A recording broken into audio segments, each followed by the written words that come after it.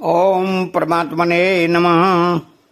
इसी अध्याय के 26वें श्लोक में भगवान ने क्षेत्र क्षेत्र के संयोग की बात बताई। इस संयोग से छूटने के दो उपाय हैं। परमात्मा के साथ अपने स्वतः सिद्ध संबंध को पहचानना और प्रकृति शरीर से अपने माने हुए संबंध को तोड़ना। तो 27वें 28वें श्लोक में परमात्मा के साथ संबंध को पहचानने की बात बता दी। अब आगे के दो श्लोक में प्रकृति से संबंध तोड़ने की बात बताते हैं। तो प्रकृतैव च कर्माणि क्रियमाणानि सर्वसा यह पश्यन्ति तथात्मानं कर्तारं सपश्यति। प्रकृतैव च कर्माणि क्रियमाणानि सर्वसा, वास्तव में चेतन तत्व स्वतः स्वाभाविक निर्विकार सम और शांत रूप से स्थित है। उस चेतन तत्व परमात्मा की शक्ति प्रकृति स्वतः स्वाभाविक क्रियाशील है।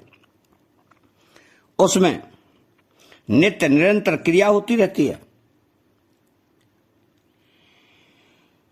तब प्रकर्षण करणम भावे ल्युद इति प्रकृति है। यद्यपि प्रकृति को सक्रिय और अक्रिय दो अवस्थाओं वाली सर्ग अवस्था में सक्रिय और प्रलय अवस्था में अक्रिय कहते हैं, तथापि सूक्ष्म विचार करें तो प्रलय अवस्था में भी उसकी क्रियाशीलता मिटती नहीं है। कारण कि जब प्रलय का आरंभ होता है तब प्रकृति सर्ग अवस्था की तरफ चलती है और इस प्रकार प्रकृति में सूक्ष्म क्रिया चलती रहती है। प्रकृति की सूक्ष्म क्रिया को ही अक्रिय अवस्था कहते हैं।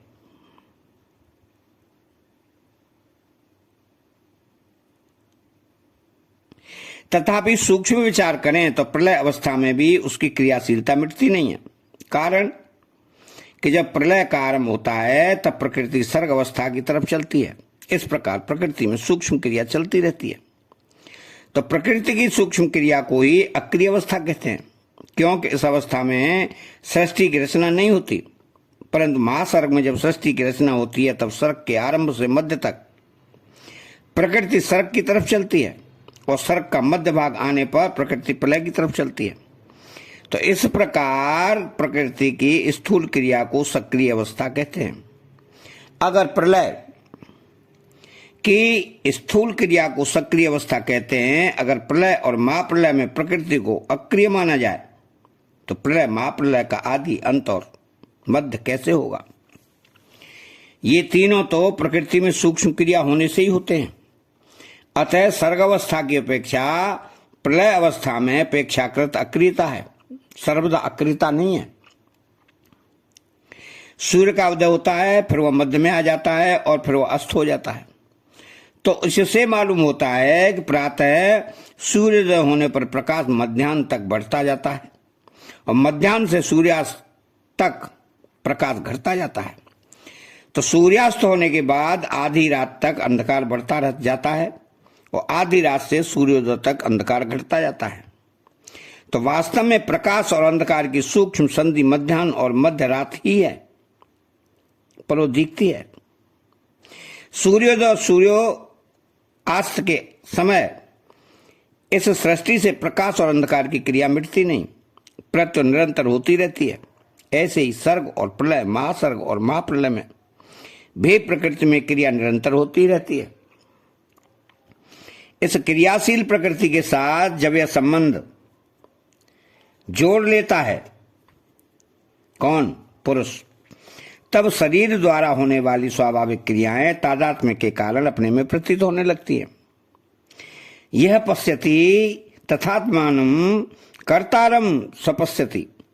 प्रकृति और उसके कार्य स्थूल सूक्ष्म और कारण शरीर में खाना पीना, चलना फिरना, उठना बैठना, घटना बढ़ना, हिलना डुलना, सोना जागना, चिंतन करना, समाधिस्थ होना आदि जो कुछ भी क्रियाएं होती हैं वे सभी प्रकृति के द्वारा ही होती हैं, स्वयं के द्वारा नहीं। क्यों कि स्वयं में कोई क्रिया होती ही नहीं, ऐसा तो देखता है अर्थात अनुभव करता है, वही वास्तव में ठीक देखता है। कारण कि ऐसा देखने से अपने में अकर्तत्व अकर्तापन का अनुभव हो जाता है। यहां क्रियाओं को प्रकृति के द्वारा होने वाली बताया है, कई गुणों के द्वारा होने वाली बताया है और कई इंद्रियों के द्वारा होने वाली बताया है। ये तीनों बातें एक ही हैं। प्रकृति सबका कारण है। गुण प्रकृति के कार्य हैं और गुणों का कार्य इंद्रियां हैं। अतः प्रकृति, गुण और इंद्रियां, इनके द्वारा होने वाली सभी क्रियाएं प्रकृति के द्वारा वाली ही कही जाती हैं। तो जितनी भी क्रियाएं होती हैं वे सब की सब प्रकृति विभाग में ही होती हैं, इसमें जीव का हाथ नहीं है। तो प्रकृति के द्वारा होने वाली क्रियाओं को ही गीता में कहीं गुणों से होने वाली क्रियाएं, कहीं इंद्रियों से होने वाली क्रियाएं कहा गया है। जैसे संपूर्ण कर्म सब प्रकार से प्रकृति के गुणों द्वारा किए जाते हैं। प्रकृतेः क्रियमाणानि गुणैः कर्माणि सर्वशः। गुण ही गुणों में बरत रहे हैं। गुणा गुणेषु वर्तन्ते। गुणों के सिवाय अन्य कोई करता है ही नहीं। नान्यम गुणेभ्यः कर्तारम यदा दृष्टानुपश्यति। इंद्रियां ही इंद्रियों के विषयों में बरत रही हैं। इंद्रियाणि इंद्रियार्थेषु वर्तन्ते आदि। तात्पर्य है कि क्रिया मात्र प्रकृति जन्य ही है। अतः प्रकृति सभी किंचित मात्र भी एक क्रिया नहीं होती और पुरुष में कभी किंचित मात्र भी क्रिया नहीं होती।